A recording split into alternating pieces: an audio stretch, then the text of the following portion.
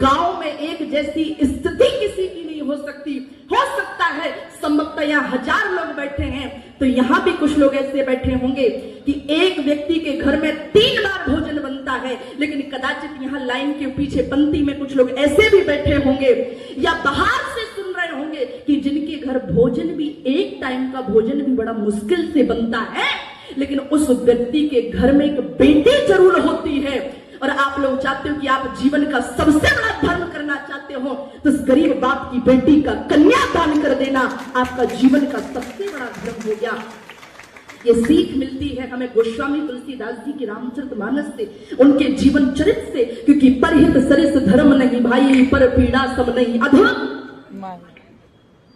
आप यहां पढ़िए, अभी मैं जब से आई हूं तब से लगातार मेरी नजरें जा रही थी। आप श्री रामचरितमानस के अयोध्या कांड के दोहा नंबर 99 के जस्ट नीचे वाली चौपाई पढ़िए। मांगी नाव न केवट आना, कहूं तुम्हारो मर्म में जाना, चरण कमल रज कहूं कहाई, मानस करण कछु अहई, छुअत सिलावई नार सोहाई, पान तेना काट कटनाई, तरनी मुरनी गरनी हो जाई, बाट परे मोरी नाव उड़ाई, यही प्रतिपालो सब परिवार नहीं जानू कछु और कवारू, जो प्रभु पार अविस गाचे हूं तो मोह पद पदम पखारन। आप केवट संवाद को ले लीजिए, केवट संवाद से हमें सीख क्या मिली? गोस्वामी तुलसीदास जी कोई साधारण नहीं है और गोस्वामी तुलसीदास जी की रामचरितमानस कोई साधारण नहीं है। इसको लिखने वाले गोस्वामी जी हैं,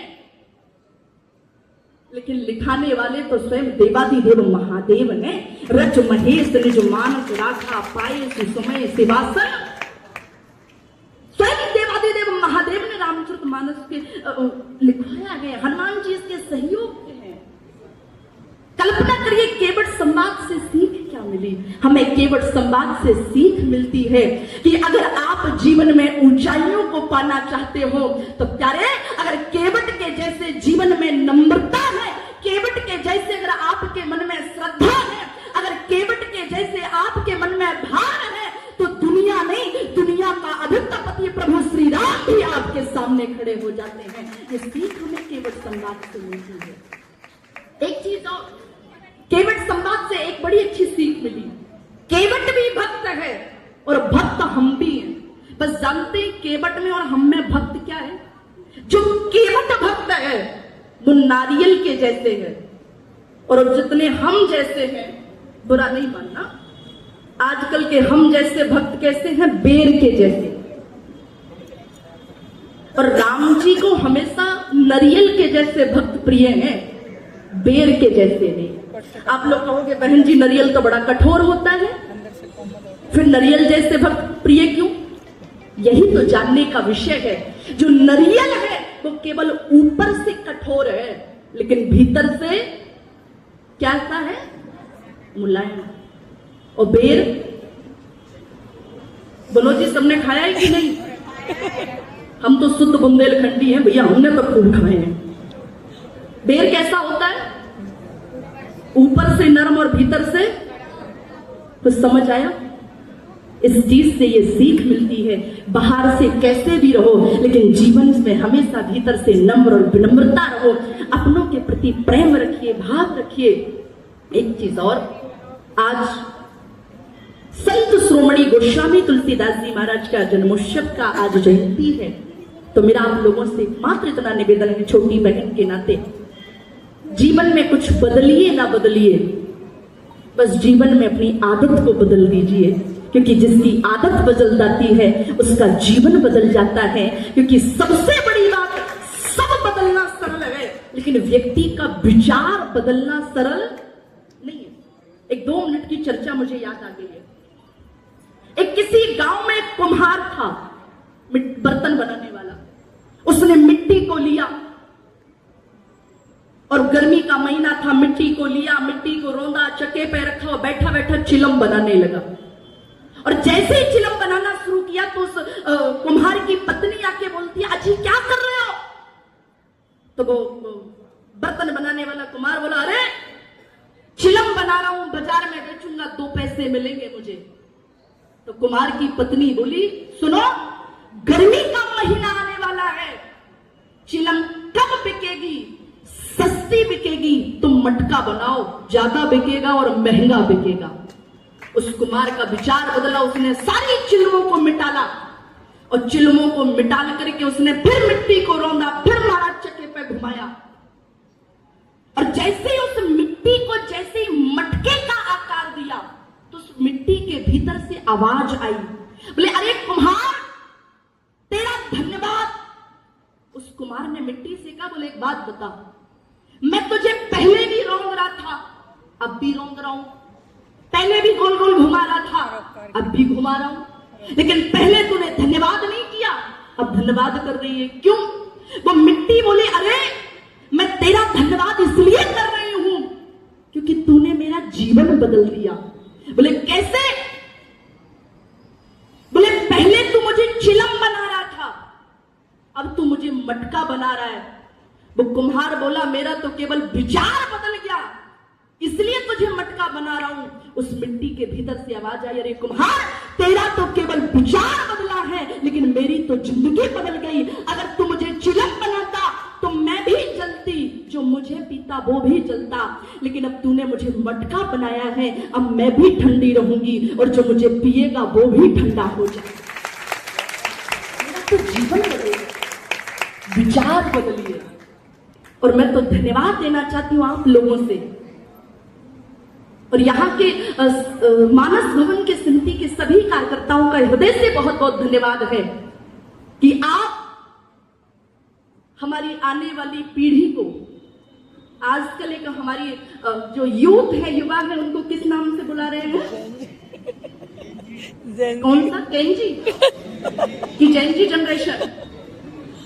मैं तो बहुत बहुत धन्यवाद देना चाहती हूं कि जिस समय में, जिस टाइम में बच्चे महाराज इंस्टा की तरफ भाग रहे हैं, आदि तरफ भाग रहे हैं, रील की तरफ भाग रहे हैं, मैं तो धन्यवाद देना चाहती हूँ आप सभी लोगों को, माननीय अध्यक्ष साहब को, आप सभी लोगों को कि आप इस समय में बच्चों को कलयुग से निकाल करके सीधा सतयुग की ओर लेकर के जा रहे हैं। आप बच्चों के अंदर संस्कार डालने का काम कर रहे हैं, क्योंकि याद रखना, बाजार में हर चीज मोल मिल जाती है, लेकिन संस्कार मोल नहीं मिलते, संस्कार तो दिए जाते हैं। आप सभी का भी हृदय से बहुत बहुत धन्यवाद। और ये बात कहने में कोई, मुझे नहीं लगता दिक्कत है। अगर मेरे माँ बाप ने, मेरे पूज्य दादाजी ने अगर मुझे बचपन में अगर रामचरितमानस ना थमाई होती तो निश्चित रूप से आज प्रियंका इस मंच पर नहीं, निश्चित रूप से प्रियंका किसी के घर में इतना लंबा घूंघट डाल के रोटी बना रही होती। आज ये गोस्वामी तुलसीदास जी की कृपा है जो आज नरवर एक बहुत छोटी जगह है, मानिए जी बहुत छोटी जगह है, उस छोटी सी जगह से निकल करके आज आपकी बेटी आपके सामने खड़ी है, तो कहीं ना कहीं वो पूज्य संतों की ही कृपा है। और यहाँ पर जितने माता पिता बैठे हैं, पेरेंट्स बैठे हैं, उनसे निवेदन करूंगी, education is the very important in the life, in the culture, in the world. जीवन में शिक्षा बहुत आवश्यक है। तो यहां जितने भी माता पिता बैठे हैं उनसे दोनों हाथ जोड़ करके करबद्ध निवेदन है, अगर जीवन में कभी समय आ जाए, अगर भूखा भी सोना पड़े तो भूखे सो जाना, अगर कभी समय पड़े तो आधी रोटी खाकर के जीवन बिता देना, कभी जरूरत पड़े तो आधा गिलास पानी पी करके दिन मेहनत कर लेना, लेकिन महाराज अपने बच्चों को अच्छे संस्कार देकर के अच्छी शिक्षा जरूर दीजिएगा। क्यों? शिक्षा वो शेरनी का दूध है जिसे पीकर के व्यक्ति बोलने का काम नहीं, जिसे पीकर के व्यक्ति दहाड़ने का काम किया करता है। इसलिए अपने बच्चों को शिक्षा दीजिए, संस्कार दीजिए और स्वास्थ्य दीजिए, ये मेरा आप सभी लोगों से करबद्ध निवेदन है। और पूज्य गोस्वामी तुलसीदास जी महाराज के लिए तो केवल एक ही शब्द कहूंगी कि इस संसार में राम जी के जैसा राजा, भरत जी के जैसा भाई, लक्ष्मण जी के जैसा सेवक, सीता के जैसी मां,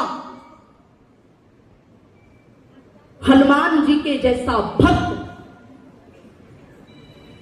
और इस पृथ्वी पर भारत जैसा देश और देश में गोस्वामी तुलसीदास जी जैसा संत ना तो हुआ है और न कभी हो सकता।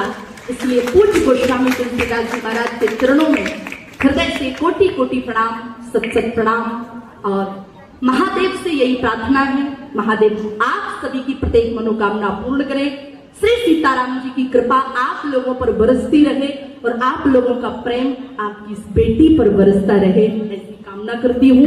और आप सभी को पुनः श्रावण की बहुत बहुत शुभकामनाएं, बहुत बहुत धन्यवाद।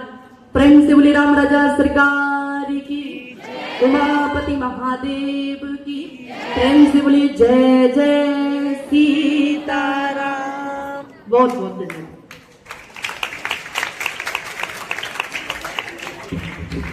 बहुत शानदार यार, बहुत धन्यवाद बहन प्रियंका जी।